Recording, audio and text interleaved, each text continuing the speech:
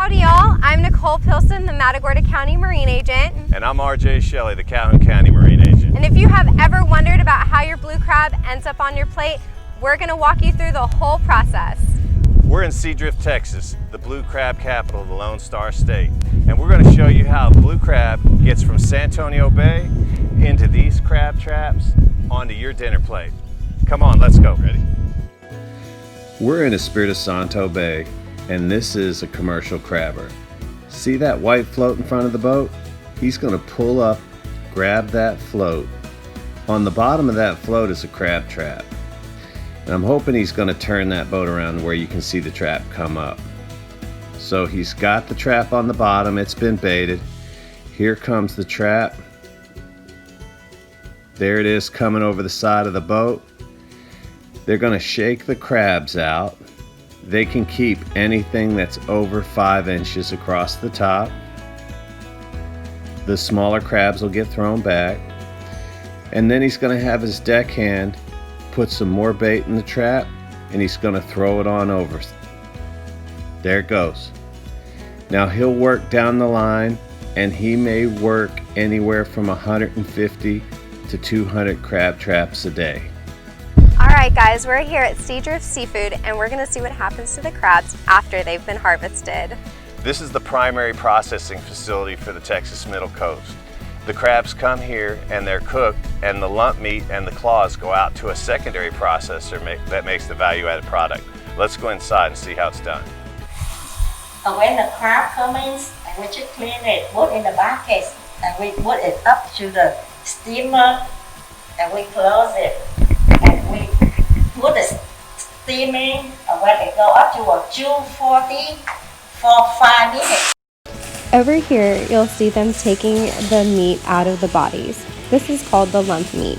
Lump meat is split into 2 grades, grade A and grade B.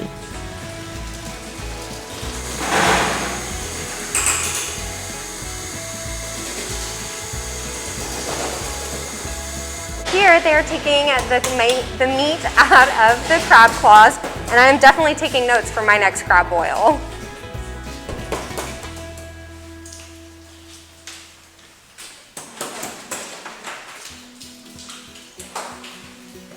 All right, and here the meat is now getting weighed out, and we'll show you how it's iced.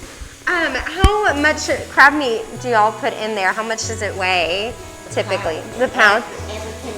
Because this one, the finger is bigger, and the big container, but every of it is 1 pound. 1 pound, awesome, thank you. All right, and here is our meat getting iced down. This is the secondary processor. We're at Beacon 44 Seafood Market in Port O'Connor, Texas, right down the road from Seadrift. They take the product that we've seen from our last primary processor and make the value-added product. Let's go inside and take a look.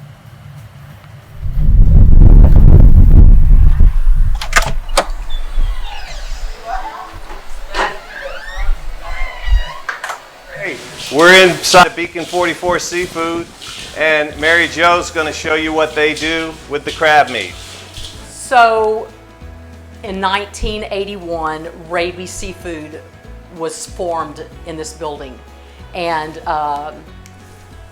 that was 40 something years ago, and this is the same recipe.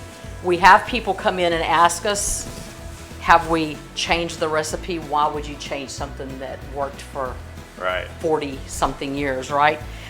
So this is the process of it. Our crackers, a few seasonings in there. Crab meat. There's the crab meat going in, right out of San Antonio Bay. That is 14 pounds of crab meat in our batch of crabs.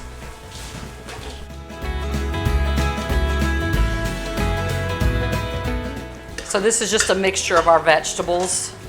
Helps make everything stick together. It's just onions and celery, bell pepper.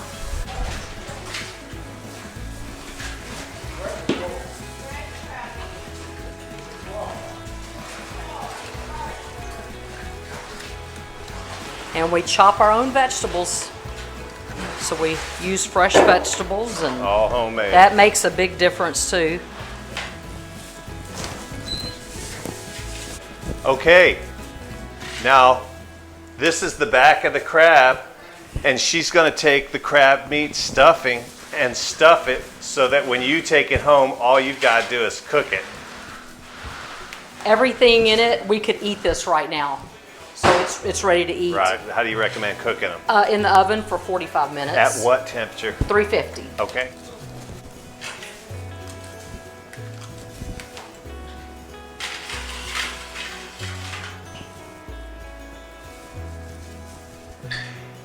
This same crab stuffing is available for purchase for people that want to stuff a flounder that they catch. If you don't have the talent, the time, or the know-how to stuff your own, you can buy one from them. This is a delicious stuffed flounder. It's got the crab dressing in it with lemons on top, ready to go in your oven. So some of the products that they make with the stuffed crab meat, here is one of the frozen stuffed crabs that we just saw make in the back. And they also stuff shrimp. So here's some shrimp stuffed with crab meat. Here's some that are breaded so you can fry them. They have crab stuffed jalapenos, delicious. And they have crab patties, which you could actually fry this and put it on a sandwich. And then if you want to try a little of everything, they sell a variety pack with some of each in it. Alright guys, so if you wanted to catch crabs on your own, we're going to show you how. If you have a fishing license, you are allowed 6 crab traps per license. So we have some baited down here. Let's see what we caught. We've got a few. So once you pull the trap up, there's a release door right here. You're just going to take that bungee off. You're going to flip it over, and you're going to shake them out. We're going to shake a few to let you see what they look like. And if you can, get yourself some crab tongs like these. You do not want to get pinched by these guys. It hurts pretty bad. Or if you pick them up by their swimmerettes back here, they can't reach back and get you, usually. Now, in order for a crab to be legal, they have to measure at least 5 inches across the carapace, which is from this point to this point. So don't get caught with a bucket of crabs that are under 5 inches and you'll be okay. Okay, so RJ showed you guys where you're going to open up the crab trap right here to release your crabs. But before we do that, we need to bait it. So you're going to open up this little bait door right here. And what you're going to do is fill this with catfish carcasses, chicken necks, or fish heads, whatever you have on hand. And we're going to close this up, make sure it's closed really well. We'll set this in the water, and hopefully in the morning you'll have some crabs. Crabs come into the trap, they're going to come in through these ports on the side, and that's how they're going to get stuck. The only other thing that you need to be legal is you need an escape hatch. So there's 2 ways to do that. There's one like this, where you can tie this off with a little bit of biodegradable twine so that if the trap gets lost, after a while that'll rot and the crabs can get out.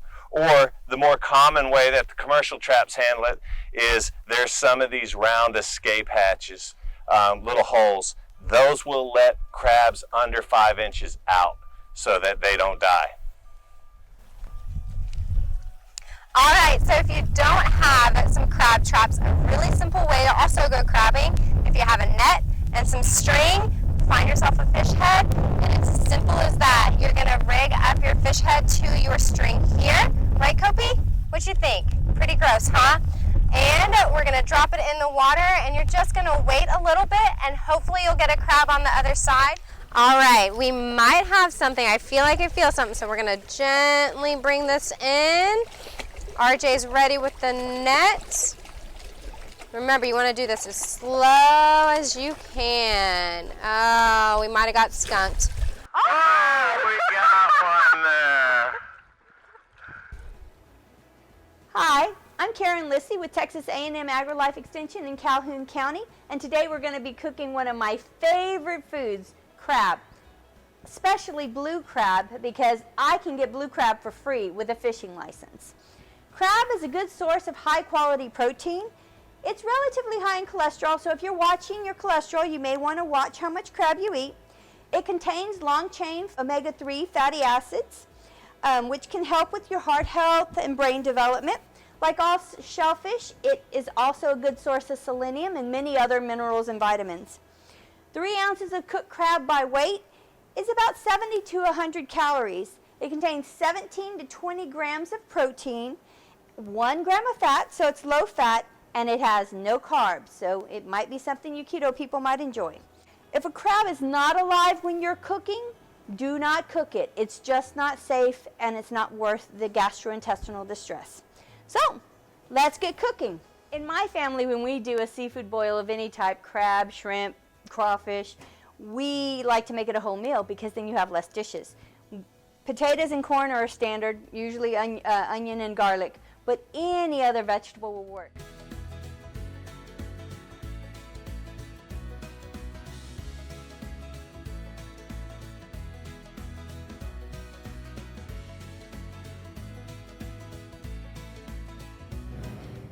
So once they've been boiling for a while, you can see they're either going to turn orange or sometimes they turn red. Okay, so now we have crab that's boiled, and I've actually cooled it down a little bit because it gets a little hot for me. Now, you can use these tools if you have them. Most people have a nutcracker at home, and so if you don't have actual crab crackers, you can use these guys. And scissors, you know, they're just nice sometimes. And of course, okay. So you open up the apron, and then you pull off the carapace. Most of this is considered edible, but not these guys. These are the dead man's fingers. Pull them off, throw them away, don't eat them. They're not great. Now some people say you pull the legs off first. Oops, I lost some meat there. Okay, and that's an option. You pull the face off. Okay, so I'll pull the legs off now, the big ones. Okay, now some people like the yellow part in the middle, some people don't. Okay, I usually break it about here, and then I pull this off. And then you've got a nice chunk of meat there that you can just eat. And I'm trying hard not to. Now, there is meat inside of each of these little legs. Some people aren't dedicated enough to go for it. I am, because like I said, I do it nice and slow and I can eat crab for hours. So then you're going to break this apart here. You have these off here. And then you just, the nice soft part, you pull off. Now watch out for the crispy parts, because they're not things you're going to want to eat. But then you just, every time you have a leg off, you can easily get the meat out, and you just keep pulling, keep going, and you'll find delicious food to eat. So now we're going to work on the claws. You have to choose an implement of your choice. This is my favorite because it keeps me from busting my fingers and it keeps me from squeezing these too hard. Now I'm going to break this apart. Oops, this part didn't break off like I wanted to. So you have to grab it and pull that part off, and then you stick it in and you squeeze.